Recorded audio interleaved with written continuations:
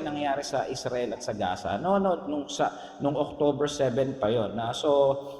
Alam naman natin bilang mga Bible believing Christians, ang focal point na nangyayari sa mundong ito ay nakasentro sa Israel, di ba? So whatever happens to Israel, pag yan ay dyan kasi magti-trigger yung pagbabalik ng ating Panginoong Hesus. Kaya tinitignan ng mga, hindi lang ng buong mundo, lalo tayo mga Kristiyano, dahil doon doon magti-trigger yung kanyang pagbabalik. At hindi maganda yung nangyayari. Because sabi nga, maaari ito yung mitya ng pagbabalik. Kasi may mga facts kasi na tinitignan sa Ezekiel at sa Zechariah. Okay, so kung titignan nyo, sa mga hindi nakakaalam, inatake sila after 50 years of yung Yom Kippur War. Ano yun? Ito yung third attack ng Arabo sa Israel. So, October din yun eh. Tapos ito nga, 50 years, ito yun.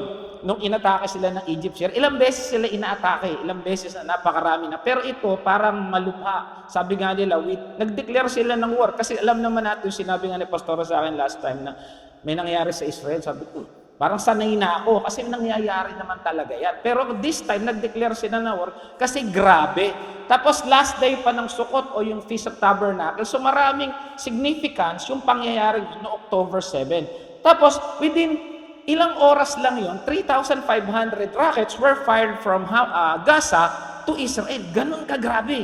Talagang sabi nga ng isang Hamas official, pinaghandaan daw nila talaga ito. Ano ba yung mga Hamas? Ito yung mga Islamic Resistance Group. Sila yung nagko-control sa Gaza. Kasi parang wala nang nagte-take over na leader doon, yung mga Palestinian. So ito sila yung ruling party. Ano masama? Mga terorista sila.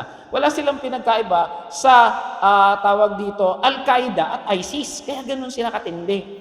At ang matindi nito, ang movement na ito, dalawa lang ang kanilang, kumbaga tayo, love the Lord your God, di ba? Tsaka love your neighbor. Sila hindi. Kill the Israelites and kill the infidels. Sino infidels? Tayo. Grabe, ganun sila. Ang kanilang tingin sa mundo, balang araw, sila yung maghahari. Kaya ganun sila pumatay. Tapos, ang ginawa nila no October 7, nag-paraglide, binutas yung parang fence, tapos may mga galing sa tubig, sabay-sabay na atake. Ito nangyari, door to door. Halimbawa, natutulog kayo sa bahay niyo, bigla lang may papasok pag babarling kayo. Kukunin yung baby, pupugutan ng ulo. Ganun sila kagrabe. And some was burned alive. Grabe sila. Grabe katindi ito. Ito masakit. Ang nag-train sa kanila, Russia. Ang nagsusupply ng gamit sa kanila, Iran. Kaya nakikita niyo yung alliance. Kung hindi pa kasi natin pinuturo dito yung end times prophecy, darating yung time na mag-join yung mga yan, yung tinatawag na Gog and Magog, which is maaari ito. Kaya sabi nga nila, bantayan, at ipag-pray. Siyempre, aatake ngayon ng 1,200 dead in a matter of hours. Doon sa Israel, tapos yung pinasok nilang malapit na city. Tapos, nagalit ang Israel. Kaya they declare war. Kasi parang sobra tong ginawa nila. Kaya nga sabi nila, yung dati parang maliliit isolated cases. Ito talagang gera. Umatake ngayon ng Israel. Pag umatake Israel, ang ginagawa kasi ng Hamas ito, nagtatago sila sa mga taong sibilyan. Siyempre, Israel, titirahin yung lugar na alam, kung may sibilyan doon, damay. Buti nga ngayon, nag-declare ng 24-hour ceasefire ang Israel. Sabi niya, lumayas na yung mga yung mga sibilyan. Wala ng tubig, wala ng pagkain, wala ng kuryente. Kawawa yung mga tao doon. Marami nang namamatay. Sabi niya, it's a bloodiest day raw sa modern Israel. Compare sa mga Bible, di ba talagang may patayan talaga ron. Pero sa modern day, ito daw yung bloodiest. Ito na, nag-declare na sila ng war sa Hamas, doon sa Palestinian. Sabi, maaaring hindi ito. Kasi sabi sa Bible, nation will rise against Israel. Hindi naman nation ng Hamas eh. It's a terrorist group. Kaya lang, pwedeng mag-trigger ang Persia na, teka, sobra yung ginagawa nyo. Tapos tumulong. Ngayon daw, nagtumutulong na, nagsasabi na ng suporta ang Syria at saka Egypt kung di ako nagkakamali. So let's pray na marami kasi nadadami na innocent civilians. Kaya sabi ito yung Hamas Charter. Ito yung kanilang creed. Sabi, there is no solution for Palestinian question except through jihad. Yung jihad, yung pagpapasabog, yung pagpapatay. Sabi niya, initiatives, proposal, international conference are all waste of time. Kumbaga, wala kaming sistok, wala kaming ceasefire, basta patay. Yun din, gusto nilang eradicate ang mga Israel at hindi mga Kristiyano, no? So yan yung kanilang charter. So wala talaga. Kumbaga, walang peace talk, walang mangyaring kapayapaan sa kanila. Kaya talagang naghihintay lang silang umatake. So ano ba yung pagpe-pray natin? Pray for the families of those who have lost loved ones in the attack. Pag-pray natin sila. A swift end to this conflict. Siyempre, stability to region. Kung anong kalooban ng Lord. Wisdom for the leaders of Israel. Kasi siyempre, masama yung loob nila. Talagang atake na sila ng atake. Wisdom for the world leaders to support Israel and those big. Kasi may mga hostage pa eh. May mga hostage na ibang lahi. May mga Pilipino na nga raw na namatay. So ito yung pag-pray natin. Isama natin sa personal prayer natin. Mamaya ako sino yung closing prayer. Pakisama na yung nangyayaring tension doon. Hindi kasi maganda. Although tayo, syempre bilang Kristiyano, alam naman natin na ligtas tayo dahil kung ano man mangyari, mararapture tayo. But again, innocent lives. At saka baka maaaring marami pang hindi na shesheran. Amen? At ito, no, ayoko magsalita because we're on air. Let's be thankful for the blessings na hindi natin nakikita. Alam niyo yun. Diba? Alam niyo yun. Ano yung mga blessings na hindi natin nakikita? Ayokong i-elaborate yan, pero alam niyo, maraming blessings tayo hindi nakikita. Kaya nga minsan pag natasabi mo, anong silbi ng prayer? Wala namang nangyari sa buhay. Hello, baka pang hindi ka nagpe-pray, baka mas lalong malaman nangyari sa'yo. Because God is protecting us. Ang hirap, di ba? Imagine, ang daming inosenteng nadadamay. Amen? So, yun lang. Kasi kailangan kong ikwento sa inyo yung nangyayari. Kasi bilang mga Bible-believing Christians, we are focus ng ating pananampalataya, ang Panginoong Hesus at yung bansang Israel. Kasi doon siya babalik. Amen? Okay, so dito na tayo sa ating usapang pera. Ito na, ito yata yung last o meron pa yata kasi hindi ako sure. Okay, so anong klase sweldo mo? Ayan. Anong klase yung income mo? Okay, bagyo na sweldo. Alam mo ba yung bagyong sweldo? Yung tatagal. Alam mo ba yan? Pangalawa, sibuyas na sweldo. Tingnan nyo rin, sibuyas na sweldo. Kapag hinati-hati mo sa gastusin, mapapaluha ka na lang. Ibig pag nagbabudget na. Ganyan ba yung mga sweldo, yung mga misis nakatingin eh. Pangatlo, hangin na sweldo. Ano ba yung hangin na sweldo? Hindi mo nakita, hindi mo pa nahawakan. Yung ba yung mga income? Ito pa, paasa na sweldo. Ano yung paasa? Parang pag-ibig, akala mo may titira pa sa'yo, pero maubos lang pala at maiwan ka naghihintay sa susunod na darating. Wala na agad, naghihintay ka na, kailan ba yung sweldo? Parang sa amin sa office, kasasahod lang. Sir, kailan ba yung cut-off? Kailan ba yung sahod uli? Ganyan. Ito matindi, 1 linggong sahod. O, hindi. Yung mga nakakalam ng kanta ni Eva Eugenio ba yun? 1 linggong, sino ba? Imelda, sorry, hindi ko inabot, nakita ko lang sa YouTube. Okay, so sabi nito, kay bilis ng iyong pagdating, kay bilis din, sadyang kay bilis din, natulog ako, ikaw kapiling, ngunit wala na lang ako'y magising. Ganun ba yung isang linggong sweldo? So, titingnan natin, no? Kami kung usapan pera tayo kasi napaka-importante sa oras ngayon, sa mga panahon ngayon, no? So, ito matindi. Alam niyo yung CPR? Yung pag may, di ba? Yung, nalunod, okay, di ba? Hindi makahinga, yan, CPR. Yung iba, ito ginagawa, wallet na sini-CPR. Uy, umabot ka. Amen. Okay. So, yan ang pag-uusapan natin ngayon. Bakit hindi laging kulang? Bakit laging hindi umaabot? Meron bang ganun dito? Alam ko, lagi tayong pinag-aabot ng Lord. Pero magtataka ka, masipag naman ako.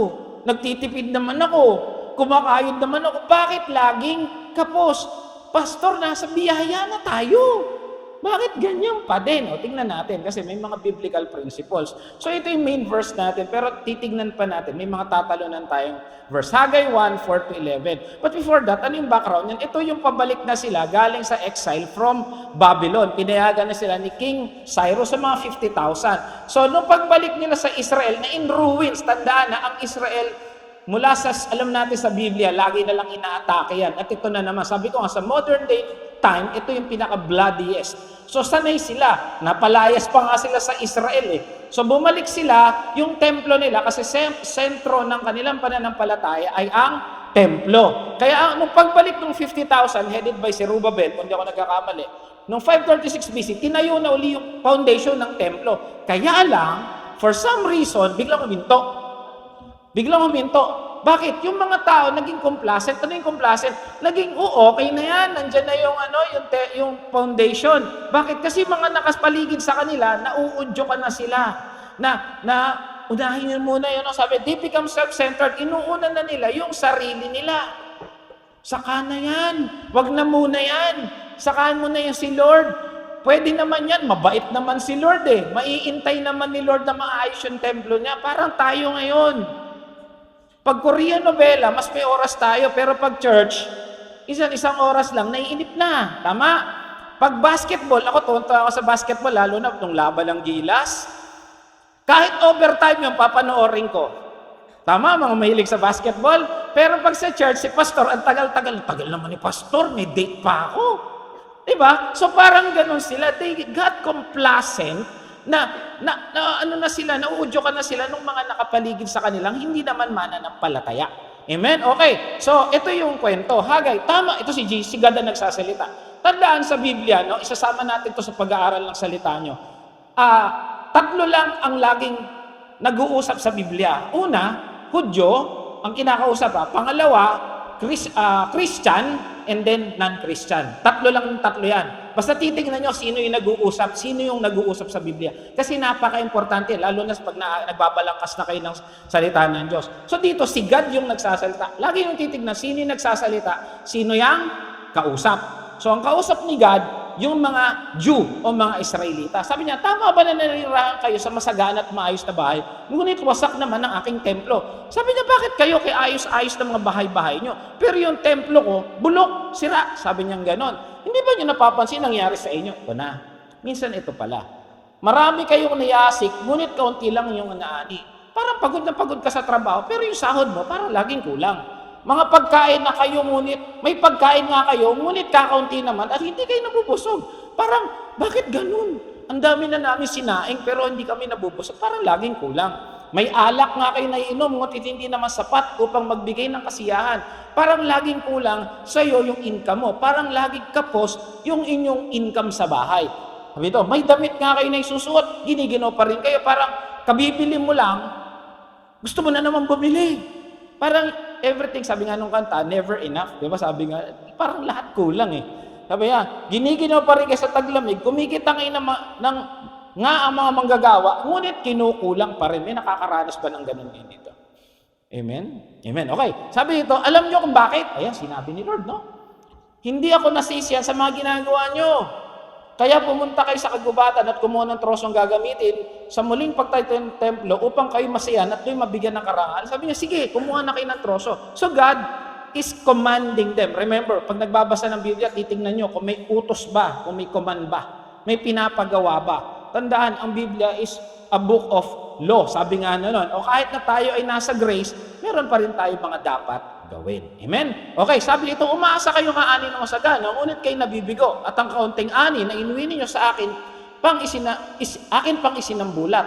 Ginawa ko yan sa inyo sapagkat, ano raw, abalang-abala kayo sa pagpapaganda ng bahay, samantalang ang templo ng aking tahanan ay pinababayaan yung wasak.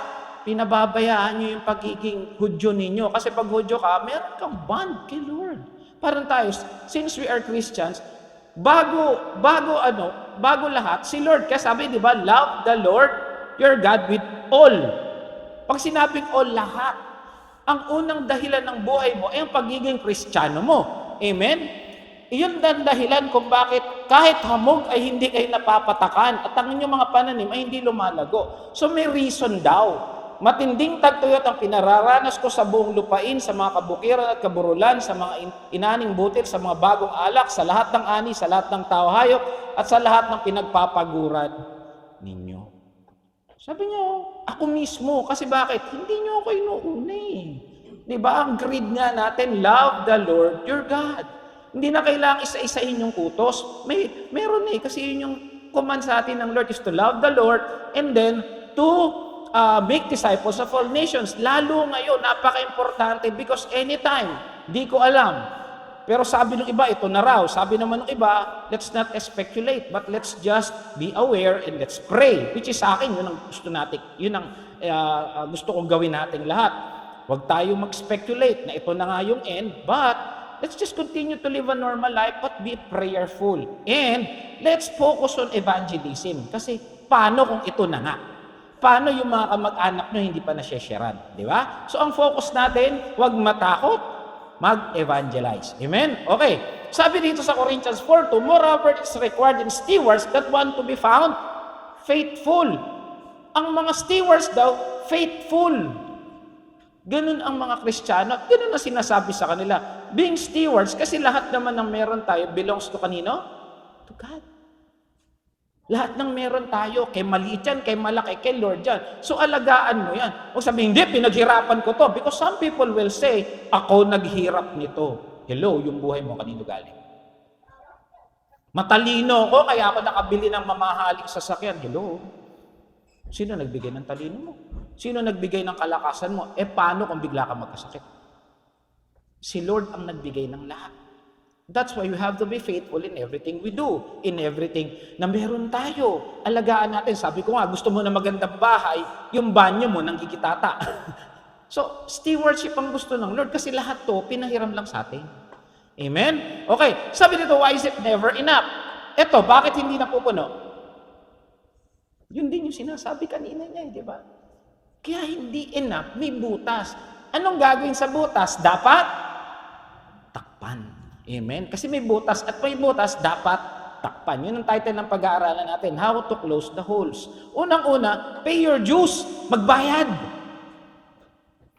Hindi ko na isa-isahin yan kasi alam niyo na yun dapat bayaran. May mga time hindi mo pa mabayaran, okay, pero huwag mong tatanggalin sa isip mo, ito mahirap sa ating mga Pilipino. Sana hindi tayo ganon. Pag nanghihiram, ang bait. O sa atin siguro may nanghihiram. Talagang ang ganda-ganda mo, ang ganda-ganda mo, lahat ang pogi-pogi ng mister mo, yung mga anak mong babait. Nung napahiram na, pag dumadaan, ganyan na. Hindi ka nang pinapansin, minsan sinisiraan ka pa. Huwag tayong ganon. At kung meron tayong kilalang ganon, maging maging wise na rin tayo. Kaya nga lagi natin sinasabi bilang mga nanampalataya, kung hindi mo kayang magpautang, kung gusto mo magpautang, walang problema. Kaya lang, pag ikaw nagpautang, huwag ka nang umasang babayaran ka. At huwag masisira yung friendship ninyo. Ngayon, kung hindi mo kayang magpautang, magbigay ka na lang kahit maliit. Amen? Kasi kaya masira yung friendship mo ng kaibigan mo, ng kumari mo, ng kamag-anak mo. Kasi pag nagpautang ka, siyempre, sasama loob mo. Minsan galit pa nga sila sa iyo. At kung tayo naman yung nanghihiram, at kung hindi natin kayang bayaran sa ngayon, kasi hindi ka naman talaga mangutang kung kulang ka eh. Pwera lang talaga kung maluho ka. Diba? So sabi dito sa Romans 13:6-7, iyan din ang dahilan kung bakit kayo nagbabayad ng buwis. Ang pinuno ng pamahalaan ay lingkod ng Diyos. Tamo? Sino ba nag-form ng government? Di ba si God din? Amen? Sabi dito, ang kanilang tungkulin, ibigay sa bawat isa ang nararapat sa kanya. Ano yon? Magbayad ng dapat bayaran, magbigay kayo ng buwis sa dapat buwisan. Igalang ninyo ang dapat igalang. So kasama pala yun sa pagbabayad. Igalang ninyo yung dapat igalang. Irespeto nyo yung dapat irespeto. Ay pala. Parangalan nyo yung dapat parangalan. Give credit to those who need credit. Yung dapat yung pasalamatan. Hindi yung pag natulungan ka na, bye. Diba? So yun ang sabi ng banal na kasulatan, no? Magbayad sa dapat bayaran, ibigay yung dapat bigyan, parangalan ang dapat parangalan, irespeto ang dapat irespeto. Amen? Hindi tayo mga barbaro dito. No? We are Christians. Dapat nakikita sa atin yung maayos na pamumuhay. Yes, we are not, lagi ko itong inuulit-ulit, hindi tayo perfectong tao. Pero ginagawa tayo kasi we are in the process of being from glory to glory, di ba? Hindi pa nga perfecto. Pero, kaya nandyan yung Bible para tayo ay maging perfecto to the point na talagang naayos natin. Kaya lagi ako nagtatanong, mga kapatid, may nabago na ba sa inyo mula naging Kristiyano kayo? Amen? Yun yung importante ron. Yes, hindi mo pa magagawa yan agad-agad. Pero alam ko, sa tulong ng banal na Espiritu, magagawa natin yan. Amen? Matthew 22:17. Sabi, tell us, what is your opinion? Sabi sa kanya, kinakausap si Jesus, is it right to pay the imperial tax to Caesar or not? Hinuhuli ng mga tao si Jesus. Sabi niya, but Jesus knowing their evil intent said, you hypocrites, why are you trying to trap me? Sabi niya, show me the coin that you used for paying the tax. They brought him a denarius. And he asked, whose image is in this? Whose inscription? Sabi nila, yung barya, sino nakalagay dyan? Si Caesar. Sabi nga gano'n. They replied and said to them, so give back to Caesar what is to Caesar and give God what is to God. Meron tayong obligasyon sa pamahalaan, meron tayong obligasyon sa Panginoon. Kasi lagi ko natin babalik-balikan, love the Lord your God with all. Una sa lahat, si Lord. Sabi ko nga, kahit pamilya mo pa, kung hinaharangan ka para magpuri sa Lord, i-override mo yan. Kasi una sa lahat, si Lord. Amen? Pinakamataas, si Lord. Kung anak mo yan, sabi, Mami, manood na lang tayo ng sine. Hindi, anak, mag-church tayo. Kung asawa mo yan, unahin mo pa rin. Kahit sinabi pa na submit to your husband, mas mataas pa rin si Lord. Mas mataas pa rin. Amen? Pero wag naman na aalis ka, walang pagkain sa bahay. Magagalit talaga yun. Amen? Okay. Let no debt remain outstanding except the continuing debt to love one another. Pag kayang magbayad. Kung hindi pa kayang magbayad, kausapin muna. Amen? Minsan talaga nangangailangan tayo. May mga emergency. Totoo yan. Lalo sa panahon, may nagkakasakit. Lalo ngayon, mag-ano kayo ha? Uso, trangkaso, ubo, sipon. Mag-face mask uli kayo, tapos uminom maraming tubig. Minsan may mga sakit talaga. Lalo ngayon, no? Sabi ko nga, ano ba sakit ng mga Pilipino? Cancer, high blood, cholesterol, diabetes. Bakit yan? Mahilig tayo sa kanin. Mahilig tayo kumain ng baboy. Di ba? Kaya tayo nagkakasakit ng ganyan. Iwasan natin yan, hindi tayo magkakasakit.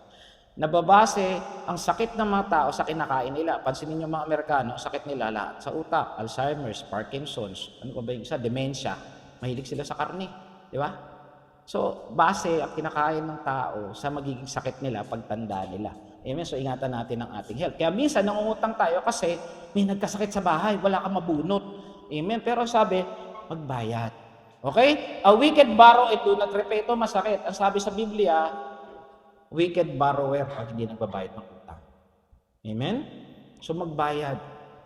Walang malinis siguro dito. Wala. Kahit kami meron. Pero magbayad at dapat nasa puso mo talagang gusto mong magbayad. Yes, there will come a time hindi mo pa mababayaran yan for some reason. Minsan sobrang laki, minsan talagang hirap na hirap kayo.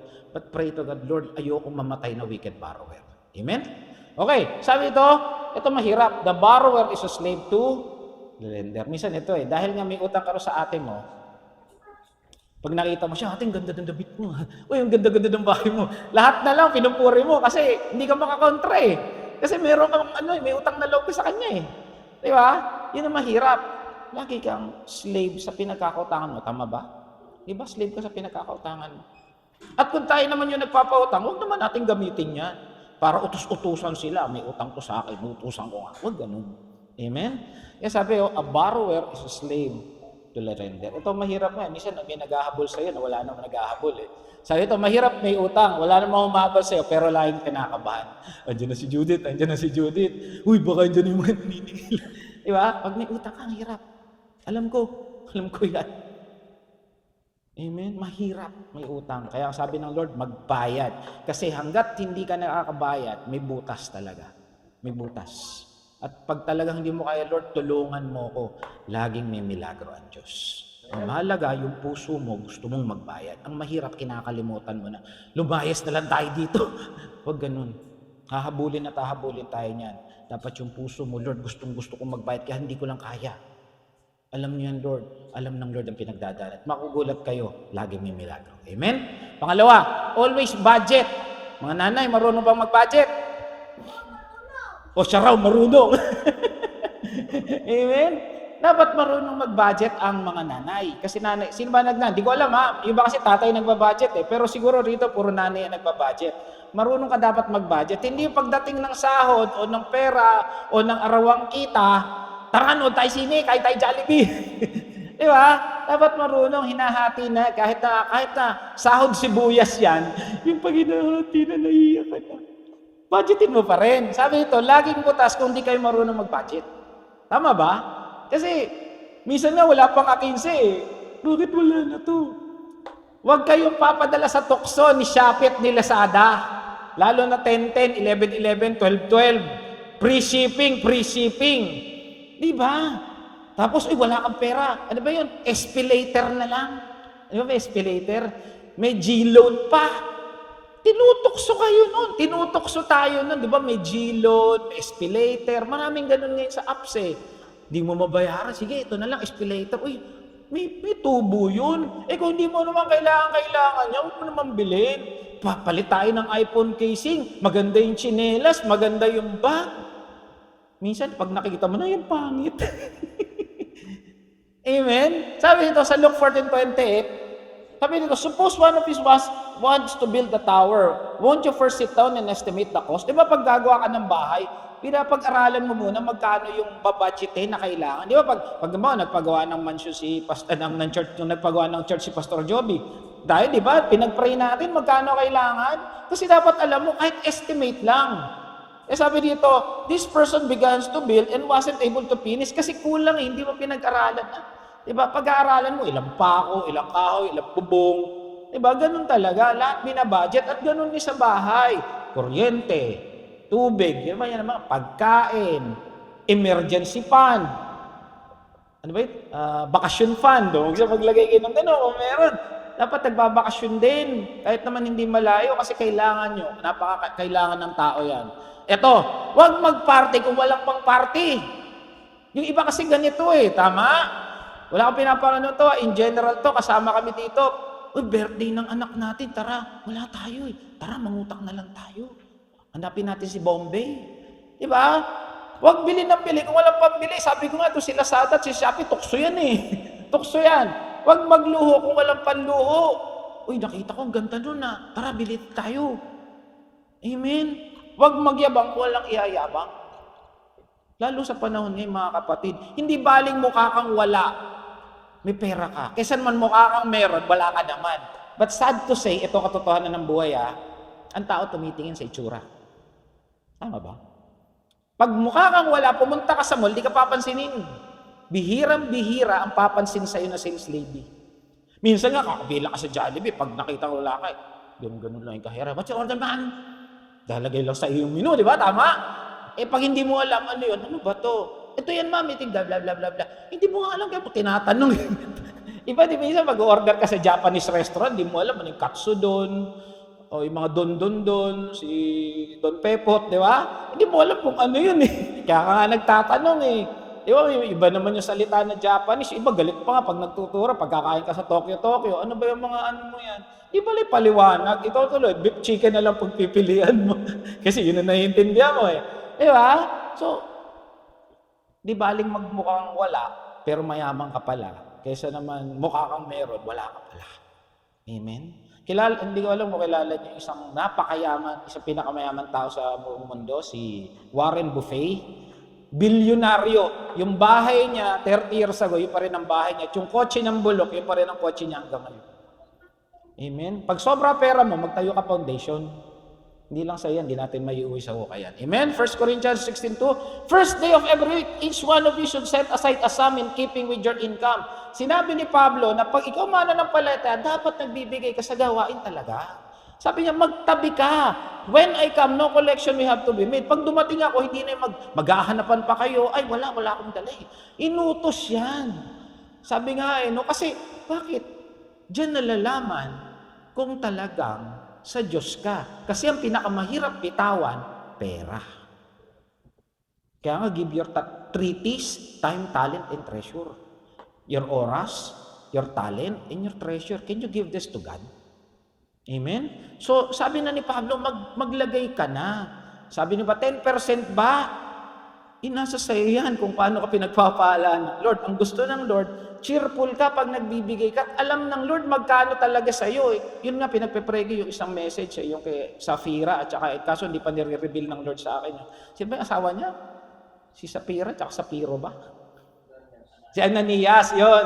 Hinihintay ko lang wala pang revelation sa akin, pero alam ko malapit na yun Bakit? Ano nangyari sa kanila? Sabi nila, magbigay ka. Magbigay ka kasi ang Lord na pinasamba natin mapagbigay. Amen?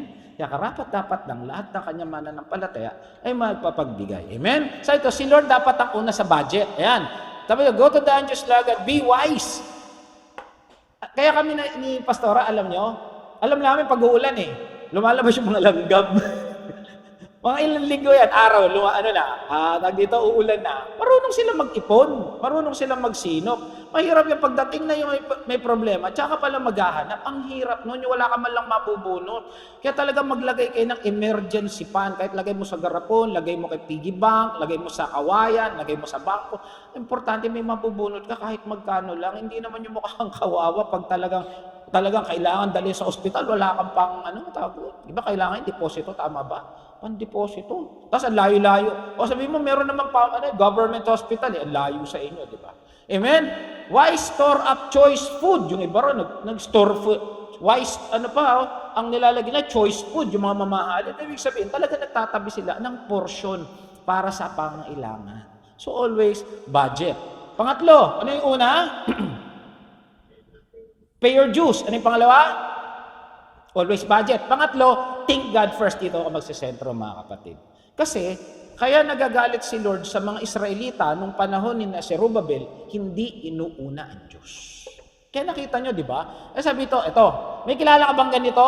Pag church inaantok, pero pag sa Korean novela, hindi. Pasensya na, Korean novela lagi ko na O Netflix na lang.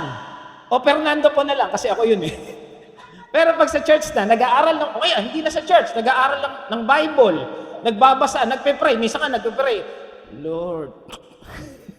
Pag kay Lord inaantok, pero pag nanonood, galaan, hindi.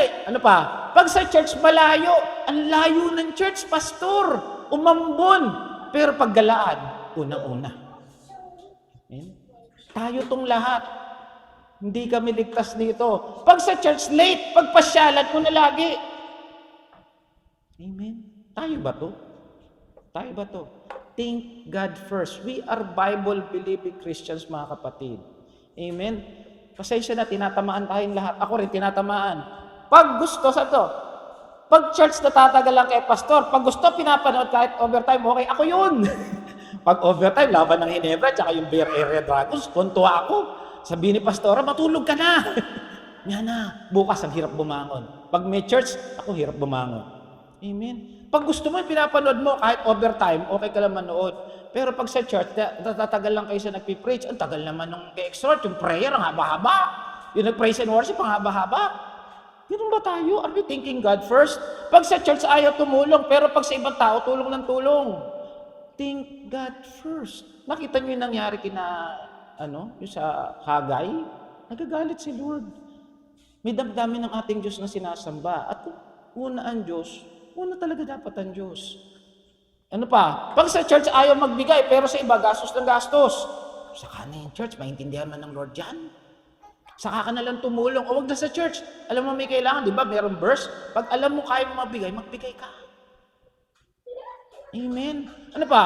Ito, pag sa authority, nagpapaalam. Pag sa church, hindi. Sa school nga, pagpasok ng bata, ano yun? Merong excuse? Letter. Pero pag sa church, wala ka, ni-ho, wala.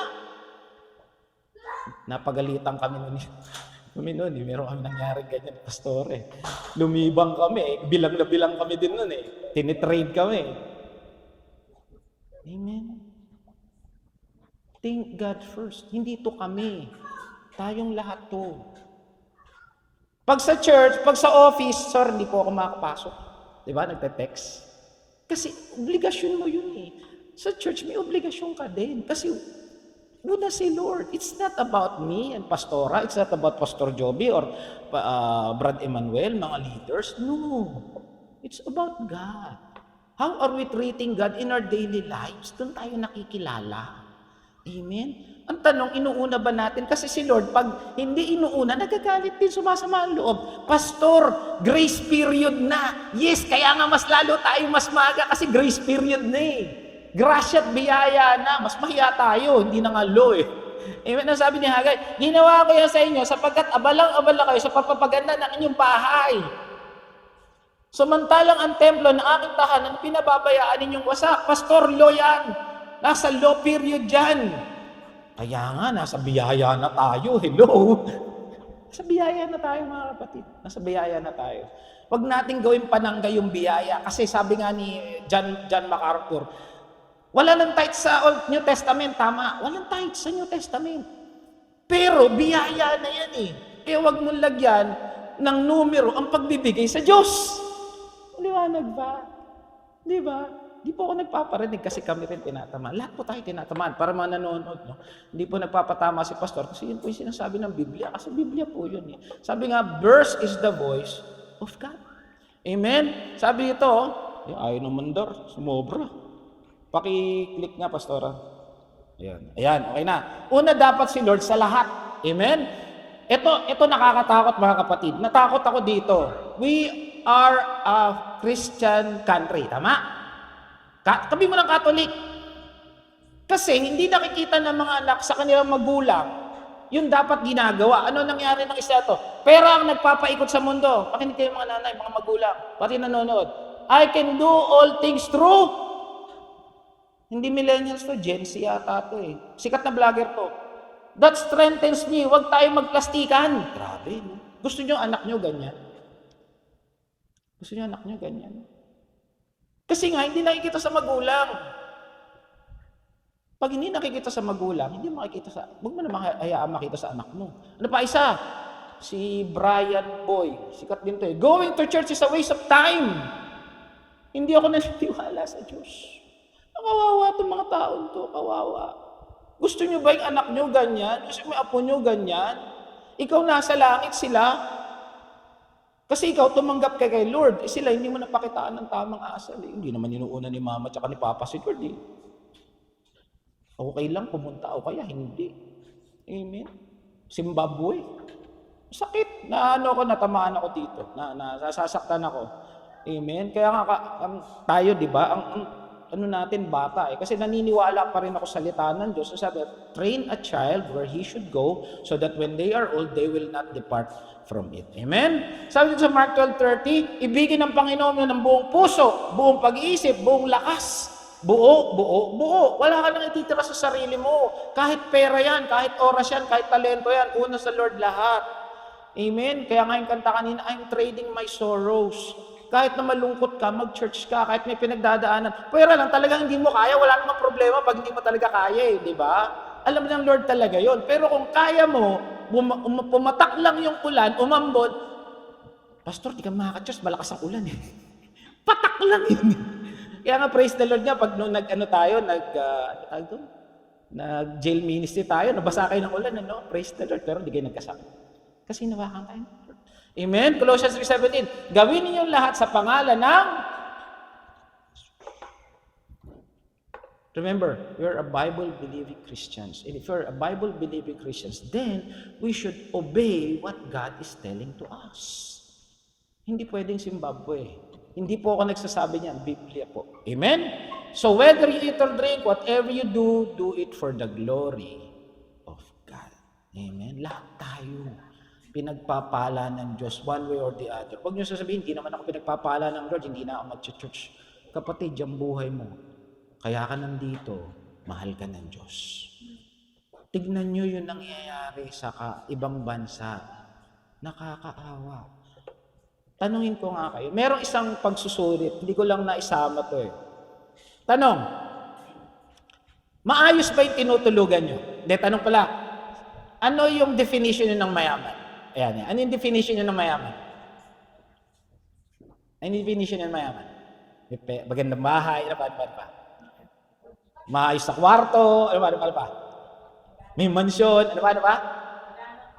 Magandang kotse. Yan, bibili tayo 5 mamaya. Ano ba? Naka-aircon. Yun yung mga definition na ng mayaman. Merong isang pag-aaral. Nakakalimutan ko lang, hindi ko na isama to napakinggan ko. Ang definition daw ng mayaman, na nakasama sa 1% ng population ng mundo, may maayos na tinutulugan. 2 bagay lang po. Nagulat ako. Maayos ba tutulugan yung mamayang gabi? Sige, ulitin ko yung tanong Maayos ba yung tutulugan yung mamayang gabi? Lahat tayo. Alam niyo yung pangalawa, nagulat ako. Pag may sasakyan kang dinadala, kahit bisikleta pa yan. Sino rito may sasakyan? Kami nga, wala eh. Kasama ka na sa top 1% na mayaman. Kasi hindi raw lahat meron. Hindi lahat meron. Nakikita mo lang maraming nagmumotor, maraming nakabike, maraming may jeep, maraming Pero mas marami ang wala. At mas marami yung tinutulugan nila, hindi komportable. May kilala ba kayo natutulog sa ilalim ng tulay? May nakita ba kayo natutulog sa kariton? May natutulog ba kayo natutulog sa riles ng tren talaga? Nagulat ako dun sa study na yun. Hanapin ko. Pag nakita ko, papakita ko sa inyo. Amen? So we are considered rich sa mata ng publiko. Amen? Kaya nga, seek first the kingdom of God. Una si Lord, una si Lord, una si Lord. Ito maganda pag inunan mo si Lord. And all these things shall be added unto you. Kaya favorite namin ito eh. Unahin natin si Lord. At sabi nga, I can do all things through Christ who strengthens us.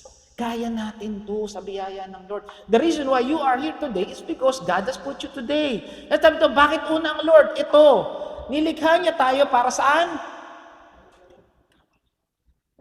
At kung gusto niyo maging mabuti ang gawa mo araw-araw, unahin mo ang salita ng Diyos. Unahin mo yung gawain ng Diyos. Unahin mo manalangin. Unahin mo si Lord. Makakagawa ka ng mabuting bagay. At yung ginagawa mo ngayon, ito mabuting bagay na ito. Kasi hindi lahat nandito. Hindi lahat ng Kristiyano nandito. Amen? Kaya mapalad tayo. Yes, minsan mahirap lang talaga. Aral-aral pa ng Bible. Kasi ito yung katwiran ng iba. Ito yung ibang Kristiyano, okay na sa kanila, ligtas sila. So yun. Alam ko may maliligtas na hindi naman talaga worker. Pero anong gusto nyo? Yung ginagamit ka ba ng Lord talaga? Yung iba kasi yung ano nila eh. Pero alam nyo yung totoong may Kristo sa puso, gagawa eh.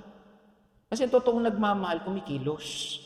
Yung mga mag-asawang nagmamahala, di ba kumikilos yan para sa mahal nila? Tama? Hindi mo na kailangan sabihin ni Brad Emmanuel na, oy, magtatrabaho ka, di ba? Kasi mahal mo yung pamilya mo. Gigising ni Pastor Joby sa umaga kasi bakit? Mahal niya yung pamilya niya. Bakit ka gumigising sa umaga? Sa kape. Hindi ba? Kaya bumabango si Sister Gina sa umaga kasi may mga anak siya nga ayusin nag-aaral. Hindi mo na kailangan gisingin, ay, bumango ka dyan. Hoy, mami, bilisan mo. Hindi na gaganunin yan. Kasi mahal niya yung pamilya niya. And if we love God, uunahin natin ang Lord. Hindi na kailangan i-memorize yan. Amen?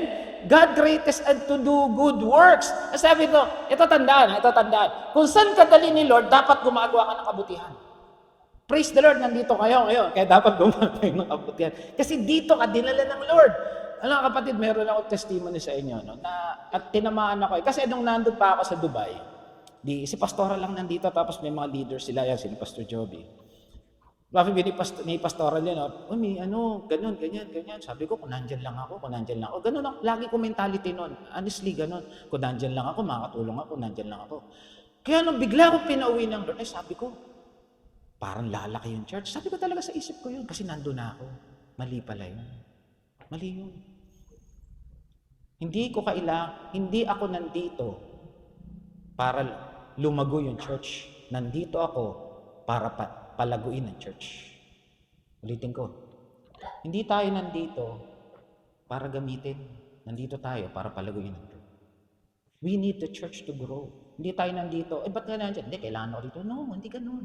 Tinamaan ako dun eh. Nawala, bumunti yung tao. Nagpandemya pa. Kaya pag nasabi ko kay Pastora, umuwi ako, nag-upo siya. Nung pinaalala sa akin, Lord, hindi ikaw ang dahilan. Kailangan mo ang church para lumago ka. Bakit? Kasi doon tayo tinatanim. Kung saan tayo, doon tayo mamumunga. Ayan, di ba? Para tayong binhi na itinatanim. Tanong, Pastor, dililipat na lang ako, maglilipat-lipat ako ng church para Christian naman ako, di ba? Pwede naman lumipat na siya. Yes, that's right.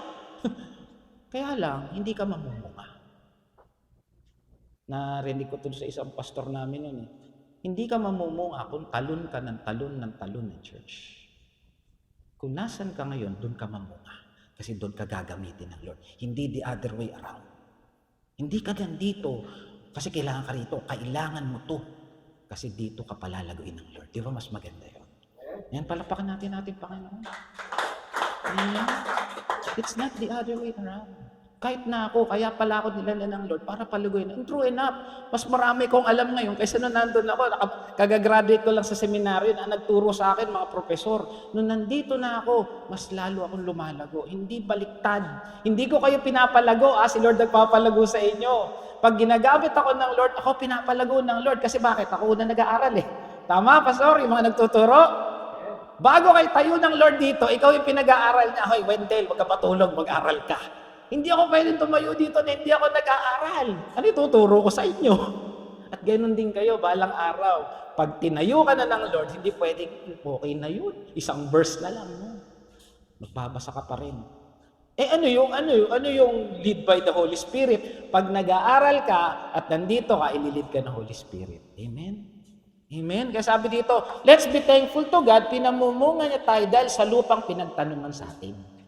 Amen? Dito tayo palalaguin ng Lord. At maganda yan, no? Darating talaga yung time na ililipat ka kasi doon ka nagagamitin. Pero at the same time, kung nasan ka ngayon, doon ka palalaguin. Kahit ako, kaya nga lagi ko sinasabi sa inyo, no? Hindi ko alam hanggang kailan din ako rito. Pero I'm sure, may tatayo at may tatayo ang Lord dito. Si Pastor Joey, hindi naman namin alam na biglang magtatayo yan doon. Diba? We don't know the plan of God. Pero maganda, pag nandito tayo, magtulong-tulong tayo, magpalaguan. Amen? So yun yung purpose. Kaya nga sabi, mag-train. Amen? Inuuna mo ba ang Diyos? Amen. Praise the Lord. Pangapat na pala, kailangan yung puso mo mapagbigay. Sabi dito, but to put their hope in God, command them to do good, generous and willing to share. Amen? Diba? Dapat you are willing to share. Dapat ang puso mo mapagbigay. Dapat ang puso mo matulungin. Hindi lang, ang binibigay natin sa Lord, time, talent, treasure. Kasama yung kayamanan, kasama yung pera, kasi doon tayo ginagamit ng Lord. Proverbs, one gives freely and yet grows all the richer. Others withhold, while she should give only so suffers one.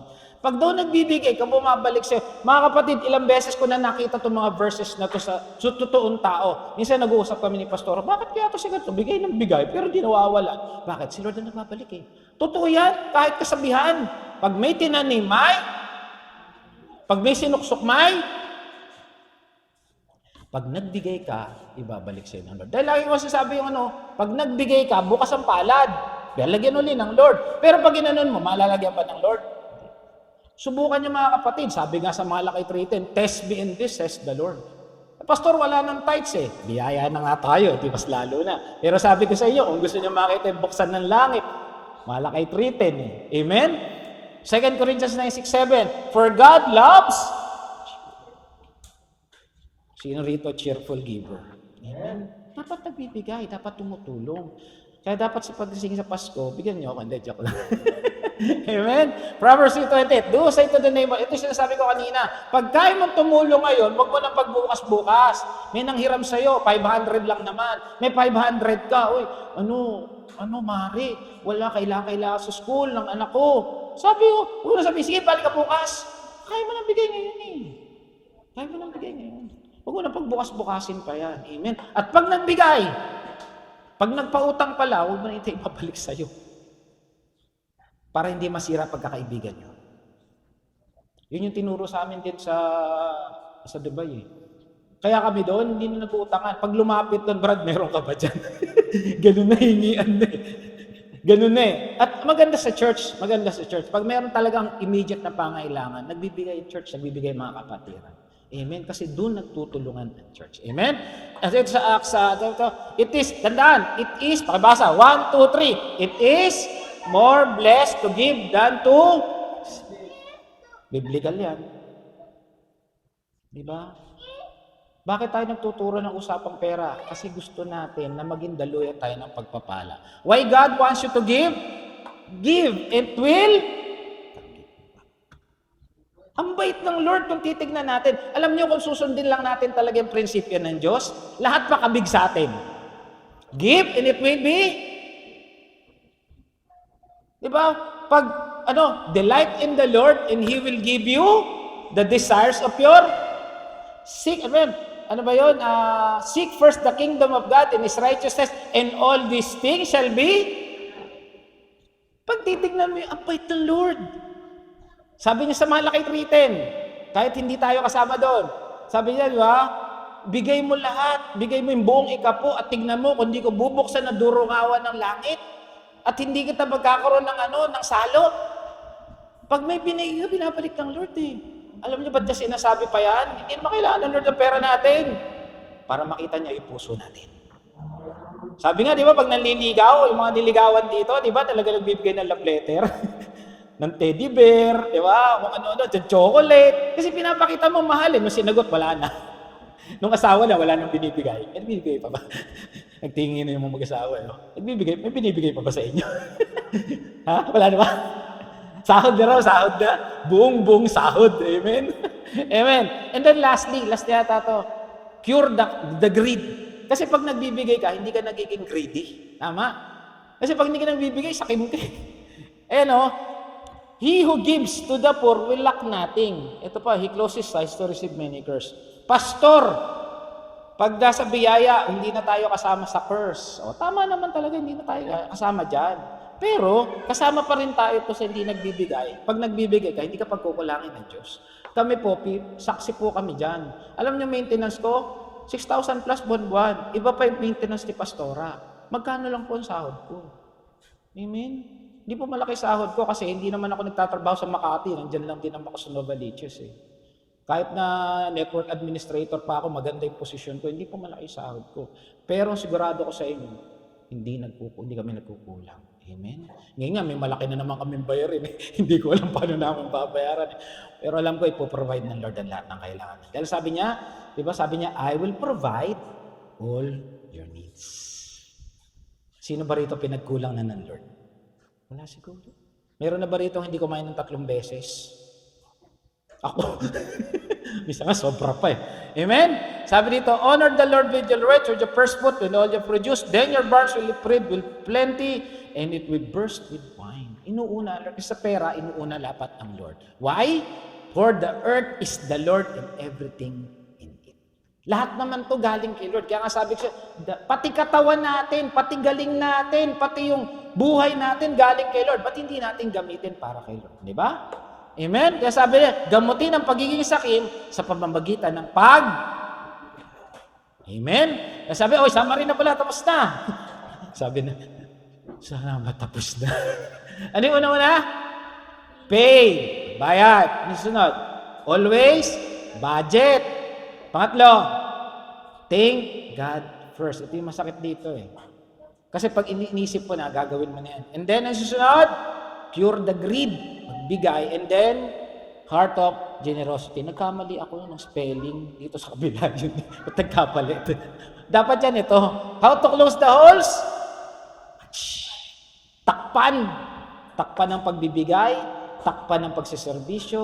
Takpan ng pagmamahal sa Diyos. Amen. Matatakpan lahat yan. Kasi gusto ng Lord pagpalain lahat tayo.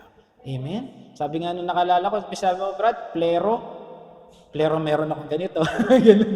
Plero kompleto. Tama ba? Amen? Fully furnished. Tama ba? Pwede ako nagkakamali. Okay? Sabi sa Deuteronomy 28:1-2, if you fully obey the Lord your God and carefully obey all His commands, I give you today, the Lord God will set you high above all the nations on earth. All the blessings will come on you. Company you if you obey the Lord your God. If we obey, we patch the holes. Walang butas na makakapasok sa, yes, may problema, yes, may magkakasakit pa rin. Ito ang mahalaga, kasama mo ang Diyos. Amen? So, palakpakan natin Panginoon, tayo po ito may una. Sige po, let's pray.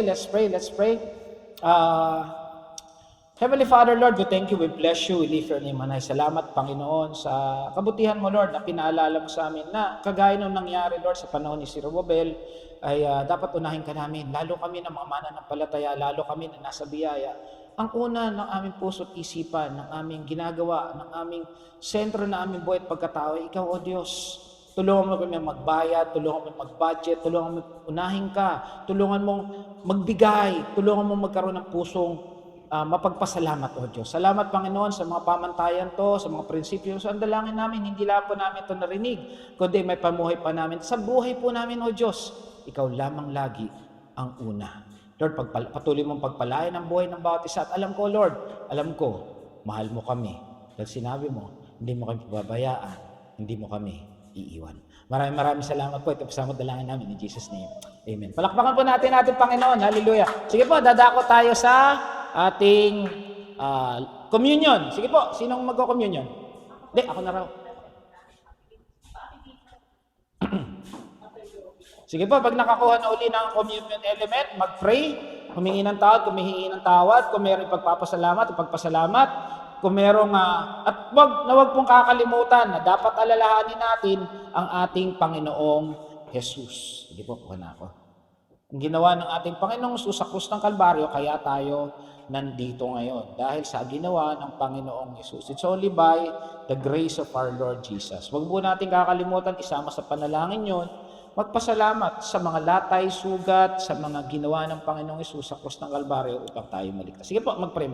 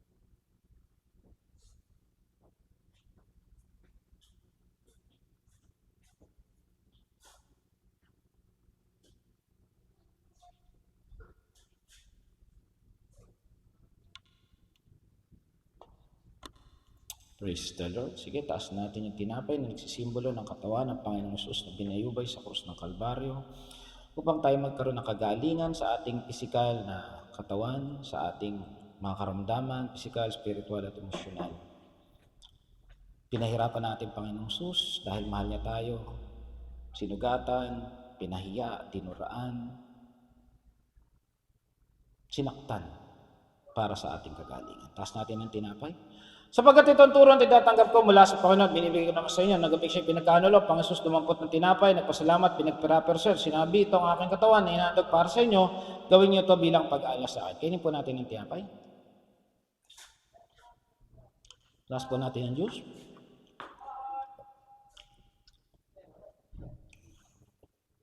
Matapos magapunan, dumampot din siya ng kopa at sinabi, ang kopang ito, bagong tapa na pinagtitibay na aking dugo, tuwing inom niyo ito, gawin niyo ito bilang pag-alas sa akin. Yan po natin ang juice. Sige po tayo, sandaling imuko at manalangin. Dakilang Ama, salamat po sa Panginoong Jesus. Panginoong Jesus, salamat po sa buhay ng Panginoong Jesus. Panginoong Jesus, salamat po sa buhay na binigay mo sa krus ng Kalbaryo. Dahil po rito, nagkaroon kami ng buhay na walang hanggan. Salamat po sa dugong umagos sa krus ng Kalbaryo. Dahil po rito, nagkaroon kami ng kalinisan, kapatawaran ng lahat ng aming kasalanan. Salamat po sa katawang binayubay, sinaktan, pinahirapan sa krus ng Kalbaryo. Dahil po rito, nagkaroon kami ng kagalingan sa lahat ng aming karamdaman, pisikal, spiritual, emosyonal. Kami po ay naniniwala na kami magaling na. Kami po ay naniniwala na kami pinagaling mo na. Kami po ay naniniwala na kami malusog, pinagpala, pinaboran, at mabubuhay ng mahaba. Salamat po. Ito po sa dalangin namin. In Jesus' name. Amen. Palakpakan po natin si Lord. Sino ba susunod? Amen. Sige po, pwede na po tayong makaupo. Salamat sa Panginoon sa kanyang mga salita na minsay sa ating mga buhay. Tawagin na po natin ang magdano ng giving, si Pastor Joby.